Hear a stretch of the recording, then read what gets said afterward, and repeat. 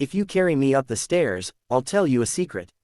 Those words stopped 16-year-old Daniel in his tracks one late autumn afternoon. The voice came from the bottom of the school's staircase, soft yet stubborn, almost like a dare. Daniel turned around and found Emma sitting in her wheelchair, her auburn hair catching the last strands of sunlight spilling through the windows. Emma wasn't new to the school, but she wasn't exactly part of the crowd either.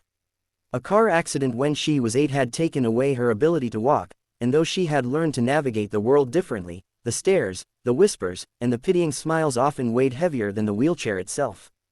Daniel, tall and lanky, wasn't exactly the hero type. He avoided attention whenever he could, keeping to himself. His father worked 2 jobs after his mother passed away, and Daniel had learned early how to keep his head down and just survive.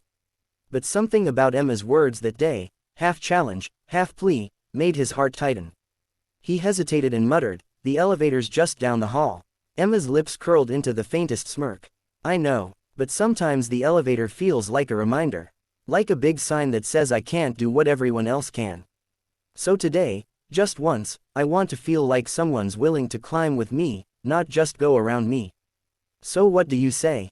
Carry me up, and I'll tell you something no one else knows." Daniel didn't know why he agreed.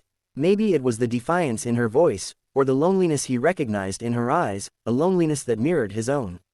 He set his backpack aside, bent down carefully, and scooped her into his arms. She was lighter than he expected, but the climb was heavy with silence, each step echoing in the empty hall. When they finally reached the top, he gently set her down back in her chair. Both of them were slightly breathless, him from the effort, her from the thrill. "You kept your part," he said, brushing his palms against his jeans. "Now, what's this secret?" Emma leaned forward slightly, lowering her voice. "The truth is, I'm scared of being invisible. People see the chair before they see me. Teachers treat me like I'm fragile, classmates avoid me because they don't know what to say. But today, when you carried me, I didn't feel invisible.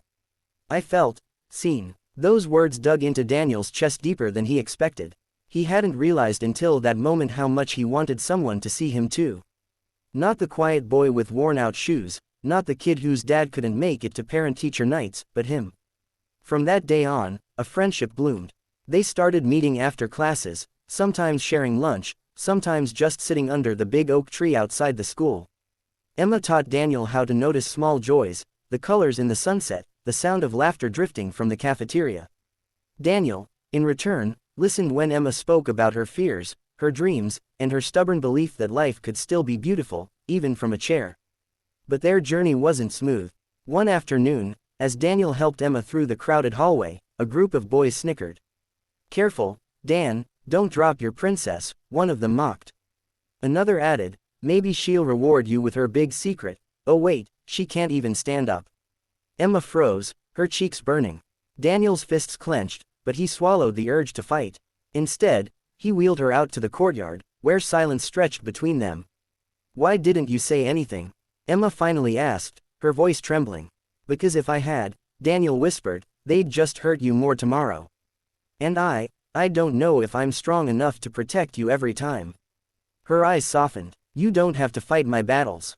Just standing beside me is enough." That was the first time Daniel understood that strength wasn't always about throwing punches, it was about choosing to stay, even when it was easier to walk away. Weeks turned into months. Emma convinced Daniel to join her in volunteering at a local children's hospital. Together, they read stories to young patients, some in wheelchairs like Emma, some fighting battles even bigger. Watching Emma light up the room, watching children laugh despite their pain, Daniel realized how courage could be contagious. But the hardest test came one winter evening. Daniel's father collapsed at work, the long hours finally catching up to him. Hospital bills piled up, and suddenly, Daniel was faced with the terrifying thought of quitting school to work full-time. He hid the truth from Emma at first, not wanting to burden her. But Emma noticed. She always noticed. "You're pulling away," she said one night as they sat under the oak tree, their breaths forming little clouds in the freezing air. "What's wrong?" And Daniel broke. He told her everything, the bills, the fear, the weight of responsibility crushing his shoulders. For the first time in years, he cried, ashamed of his weakness. Emma reached out, her hand warm against his. "Daniel, you carried me up the stairs when I felt powerless. Let me carry you now. With Emma's encouragement, Daniel found a way forward. She helped him apply for community scholarships, introduced him to hospital programs that supported families like his, and reminded him daily that asking for help didn't make him weak. It made him human. By spring, Daniel's father recovered enough to return to lighter work. Daniel stayed in school, his grades improving, his confidence growing. And Emma, she never stopped reminding him that life wasn't about the things that held you down, but the people who lifted you up. Their bond became something no one could ignore. The same students who once mocked began to notice the quiet power of their friendship. Teachers spoke of their determination. Parents whispered about how inspiring they were. And Daniel and Emma, though still teenagers, had discovered something rare, an unshakable truth. That sometimes, the strongest people are the ones who dare to let others see them, fully, honestly, vulnerably. Years later, Daniel would look back on that first day, the day Emma asked him to carry her up the stairs. And he would smile, because that climb didn't just take her higher. It lifted him too. And Emma's secret, it was never just about being invisible.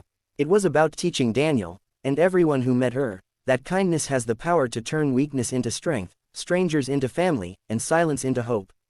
So if you ever find yourself at the bottom of life's staircase, unsure if you can make it up, remember this: you don't have to climb alone. Sometimes the greatest secrets of life are unlocked when you let someone carry you, and when you choose to carry someone else. If this story touched your heart, I'd love to hear your thoughts.